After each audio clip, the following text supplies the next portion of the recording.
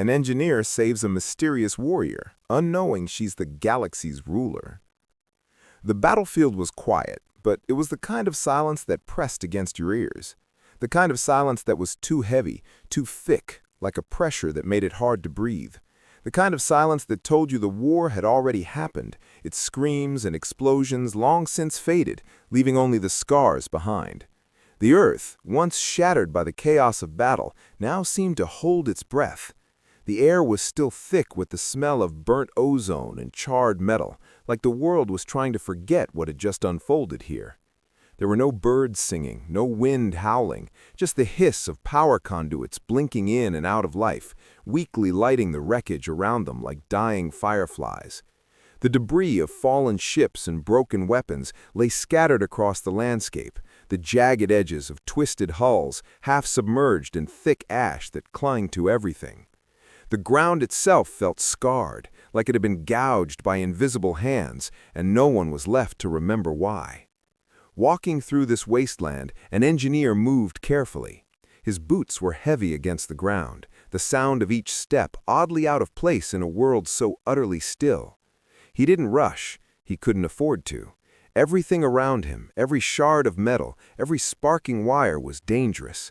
Haste in this world was often a one-way ticket to losing something important, a finger, an arm, a life. His eyes darted from wreck to wreck, scanning each new piece of debris with practiced ease, his hands steady as they gripped his toolkit. He didn't need to think about what he was doing. He'd done it 1,000 times before, fixing, repairing, salvaging. But this battlefield? This place was different. The quiet was unnerving. The wreckage wasn't just debris, it was a reminder that nothing was built to last forever. Not even the strongest ships or the toughest armor could survive the carnage of war. He glanced at his portable scanner, flicking through the damage reports. The thing buzzed in protest, each diagnostic more useless than the last. Everything nearby, it insisted, was either critically damaged or beyond repair. The scanner's words were just noise now, a malfunctioning piece of tech that only reminded him of how much he had left to do. But it wasn't the scanner that had caught his attention. It was something else, a movement, a flicker among the wreckage. He slowed his pace, instinctively shifting his weight onto the balls of his feet, as if preparing for a sudden shift in the air. He knew this feeling. He'd felt it before, when something dangerous, something alive was nearby. But the landscape seemed empty, still. Then he saw her. She was barely visible at first, a mere shadow against the twisted remains of a broken cruiser. But as the engineer stepped closer, he saw her more clearly. A woman, but not human, not quite. Her long ears tapered back through dark, tangled hair, and they twitched when he got too close, as if sensing him before he even made a sound.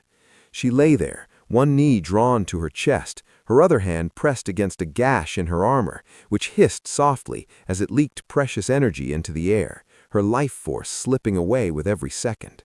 For a long moment he stood there, his heart pounding. His eyes flicked between her and the wreckage around them, wondering if this was some kind of trick, if she was a decoy or worse, a trap.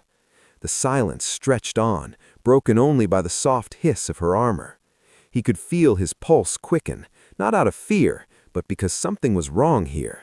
He didn't know what, but his instincts told him to be cautious. Then, as if she had sensed his hesitation, her eyes snapped open. For a brief second, their gazes met.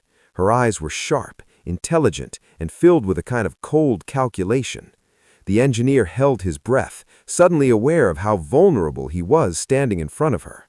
She wasn't just any wounded soldier. She was something more. He could see it in her eyes, something ancient, something far beyond his understanding. She didn't move, but her voice came through, steady and calm. "Good news. You're not scrap," he said, the words coming out before he could stop them. It was a reflex, his way of breaking the tension. The woman's eyes narrowed, studying him as if deciding whether or not he was worth her time. "That is comforting," she replied, her voice smooth and unaffected, despite the injuries that were clear on her body. The engineer crouched down, his toolkit hanging from his belt like a lifeline. His fingers twitched as he reached for it, unsure of what to do next. "I'm an engineer," he said finally, holding his hands up in a gesture that wasn't quite surrender, but close enough. I fix things. Sometimes I fix people. Not very good at the second one, but I try. Her eyes softened just for a moment, and he saw something flicker there. Curiosity, maybe. Or maybe it was amusement, but it was gone almost immediately, replaced by something more calculating, something colder. "You are unarmed," she observed, her voice carrying a strange note of fascination.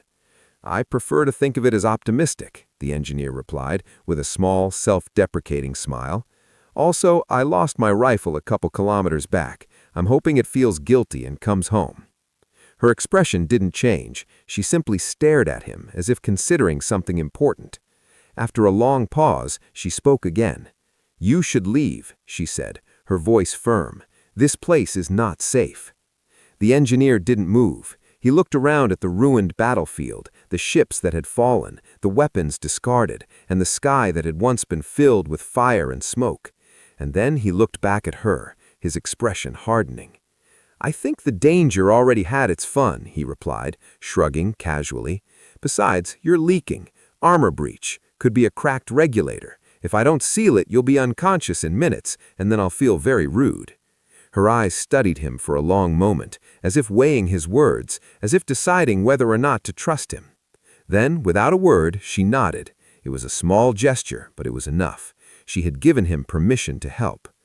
The engineer set to work immediately, his hands moving with practiced ease, sliding into the rhythm of fixing things. As he worked, he talked, his voice filling the silence between them. "You know, military contractors never leave enough access panels," he muttered.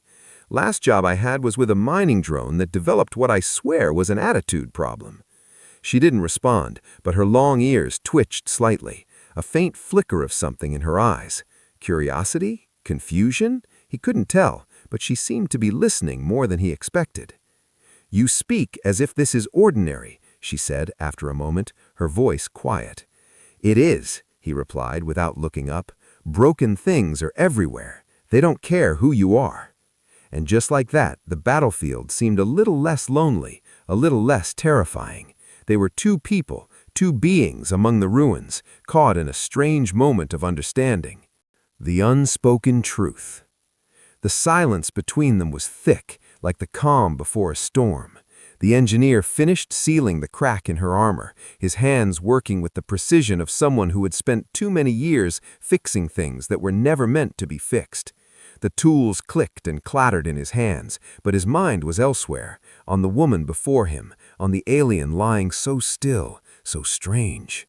She had given him no thanks, no acknowledgement beyond a quiet nod. Most people would have found that unsettling, but he wasn't most people. He was used to silence. It was the kind of silence that came with working in the shadows, fixing broken things, making them whole again without ever asking why they were broken in the first place. But this silence, it was different. There was a weight to it, an expectation. As he worked, the engineer found himself speaking again, not out of necessity, but because the quiet seemed too loud. "I've fixed everything from malfunctioning drones to power cores that exploded in my face," he said, his voice light, almost casual. "Not once did anyone ever ask me why. They just handed me the tools and walked away. Sometimes I think it's easier that way." Her long ears twitched, though she didn't move otherwise. The way they angled back through her dark hair told him she was listening, absorbing every word. She didn't speak, but the way she watched him, intensely, calculatingly, made him wonder if she was always this quiet, or if my words had somehow pulled her into this strange little moment between us. "People don't ask questions," the engineer continued, his voice softening, "because it's easier to fix what's broken than to ask why it broke in the first place. I guess that's why I'm still here." The alien's gaze never wavered. Her face, though marked by pain, was unreadable. "What do you want, human?" she asked, her voice sharp, cutting through the tension between them like a blade. It wasn't an accusation, it wasn't anger, it was simply curiosity, and yet the question felt like it came from somewhere deeper, somewhere ancient, the kind of question that made him pause. "What do I want?" he repeated the words, as if testing them, as if weighing the truth in his own mind. "I don't know. I think I just want to fix things. Maybe that's all I've ever wanted. Things break, I fix them, and then I move on. Her eyes softened for just a fraction of a second before they hardened again, the moment slipping away like water through his fingers. "You think that will work here?" she asked, her voice still calm, but with an edge that made him realize just how much she knew. He stopped working, his hands still, hovering over the tools at his belt. He looked at her, really looked at her for the first time. Her wounds, the crack in her armor, the way she held herself, her strength was undeniable, but it was tempered by something else, something he couldn't quite place. He shrugged, not sure if he was answering her or himself. "I don't know, but I don't know how else to do it. Everything gets broken, and I just keep fixing it." "Even people?" Her voice was low, almost too quiet, but it carried the weight of a question that demanded an answer. The quiet before the command. The battlefield was no longer just a wasteland of broken metal and scorched earth. It had become a place suspended in time, as if the world itself was holding its breath. The last remnants of conflict, crashed ships, smoking wreckage, and abandoned weapons lay in eerie stillness. Yet there was something alive in the air now. The engineer could feel it. A shift that crept in without sound, like a tremor beneath the Earth's surface, too subtle for the casual observer, but too strong for someone who had spent a lifetime studying the aftermath of destruction. He sat on the ground, his back against a bent and twisted frame of what might have once been a fighter ship. His tools were neatly arranged beside him, the work on the alien's armor done for now. But something was different. The alien had fallen into a quiet stillness, her sharp eyes not resting on him, but on something distant, her mind somewhere far beyond the battlefield. He had noticed it earlier, the subtle shifts in her demeanor, the way she no longer winced with each small movement, the slow return of focus in her gaze. She was healing, but there was something more to it. Something was changing inside her, like the hum of a deep, unseen engine starting to turn back to life. For a while they had exchanged little more than quiet words and occasional glances, the tension between them an unspoken thing neither dared address. But now, as the last remnants of daylight began to fade into a twilight of shadows and burning sky, the engineer knew that the calm was about to break. Something was coming. And it wasn't just the impending arrival of a rescue force. No, this was something deeper. He could feel it in the air, like a storm before the rain. He glanced at her again. She hadn't moved in minutes, her posture relaxed but tense in its stillness. Her ears, those strange tapered appendages, twitched occasionally, betraying an alertness he hadn't noticed before. She wasn't listening to the battlefield. She was listening to something else, something far beyond the wreckage around them. "Something's happening," the engineer said, breaking the silence at last, his voice low, almost to himself. Her eyes flicked to him, and for the first time since they'd met, she didn't seem like a stranger at all. In her gaze he saw recognition, perhaps even something like understanding. It was fleeting, but it was there. "Do you feel it too?" she asked, her voice low and steady, as if the very act of speaking was somehow out of place. "The shift." The engineer didn't answer immediately. He didn't need to. He had learned by now that her words were never random, never casual. When she spoke, it was with purpose, with intent. She had been listening to the world around them, even when it seemed quiet, even when it seemed still. She had been listening for something else. "Yeah," he said, finally, "I do." For a moment, neither of them spoke. Instead, they both turned their attention to the horizon, where the sky was growing darker by the minute. The winds had picked up slightly, though it wasn't enough to disturb the calm.